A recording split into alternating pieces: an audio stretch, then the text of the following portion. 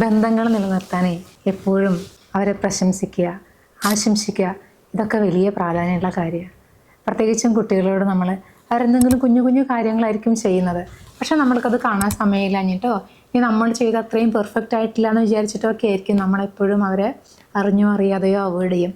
പക്ഷേ ഈ നേരെ കൊണ്ടെത്തിക്കുന്നത് ഫ്യൂച്ചറിൽ അവർക്ക് വളരെ അപകർഷതാബോധം നേരിടും. എന്ത് കാര്യം ചെയ്യുമ്പോഴും അവർക്ക് ഞാൻ അതിന് മാത്രം യോഗ്യനല്ല, എനിക്ക് പറ്റില്ല എന്നുള്ളൊരു അപകർഷതാബോധം അവരിലേക്ക് വരും.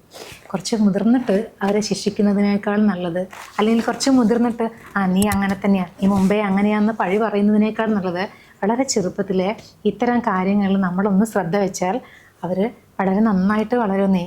നമുക്കവരെ ചേർത്ത് പിടിച്ചുകൊണ്ട് ചെറിയ ചെറിയ കാര്യങ്ങളിലായാൽ പോലും അവരെ പ്രശംസിച്ചുകൊണ്ട് അവരെ ആശംസിച്ചുകൊണ്ട് മുന്നോട്ട് പോകുമ്പോൾ അവരങ്ങ് ബ്രൈറ്റായിട്ട് വളരും. ഒന്ന് ടെസ്റ്റ് ചെയ്ത് നോക്കിയേ.